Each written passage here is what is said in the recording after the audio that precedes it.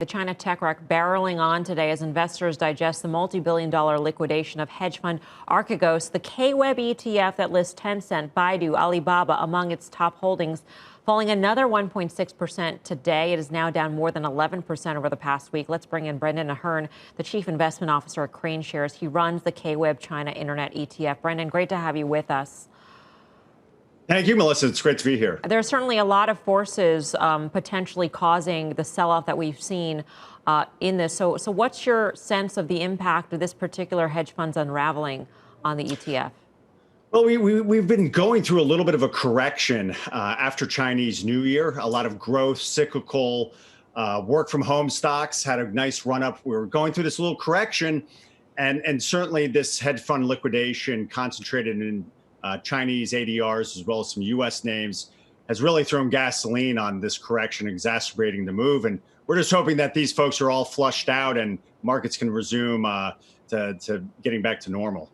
One of the reasons why we asked you on, Brendan, is because what we've seen in the past with ETFs whose top holdings are seeing particular selling pressure is that the whole basket gets swept up in selling pressure, obviously. And I'm wondering if you have the sense that this is going on with K-Web and which shares you think could be the opportunities here that may not actually be getting liquidated, but are simply being liquidated because people are getting out of the ETF.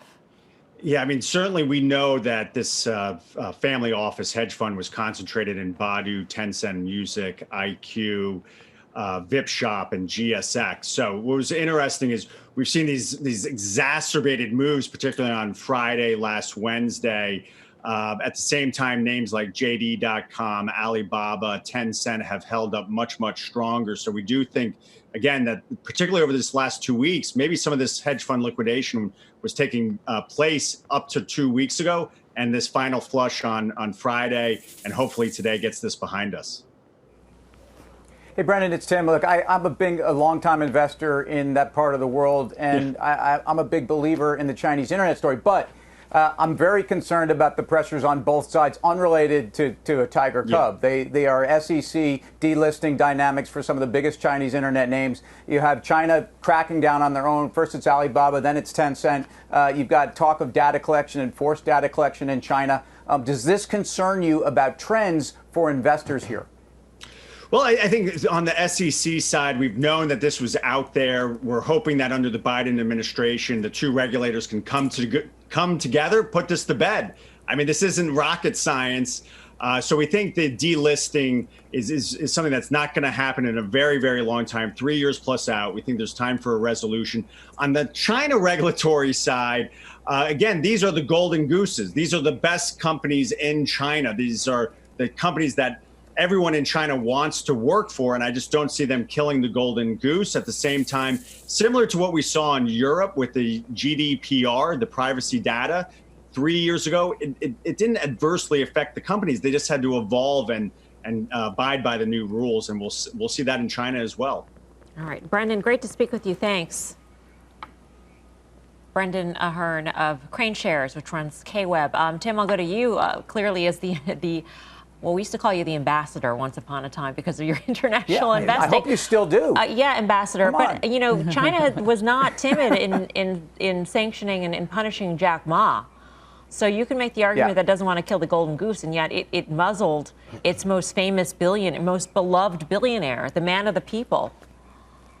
Well, and I'm not sure, who he's beloved by, and certainly for a long time it was investors, and it's, we've talked about the impact of Alipay and pushing back on, Ant Financial, but I do believe that the Chinese regulator, especially on the antitrust side, has a role to play that's very important for their economy, and that's not necessarily, subversive. I actually think that, that's not something I worry about as much. I am worried about a discount factor for these companies. By the way, I own Tencent Media, and which has been pushed around, and its move was almost meteoric on the way up as well. And this is a company that also announced on the back of the Tiger blow up, Tiger, I should say, Cub blow up, is that they were actually going to they're initiating a $1 billion buyback. They're actually buying their shares. They're being opportunistic. I love this story. 68% ad growth, diversified long form, short form, streaming, music. I think it's a great story. That may be the other greatest trade out of this. And Karen, you're citing Viacom's offering on the other side of this. You actually bought Viacom? I did. I bought some Viacom today. I mean, you know, when I always say when things start to trade down in integers at a time, there's usually something else going on. And obviously the very, you know, much noted forced selling, that's a dynamic I like. I'll never be able to pick the exact bottom, but I had owned this stock on the way up and sold it at 57. It was just kicking myself every single day. When it traded at 100, it was practically, you know, I couldn't take it anymore. But now I can reload at sort of the same price. And they've done this great offering. So they've raised cash at an exceptionally good price. So I actually bought some here. I'll probably buy some more. I'm never going to pick the bottom, though. All right.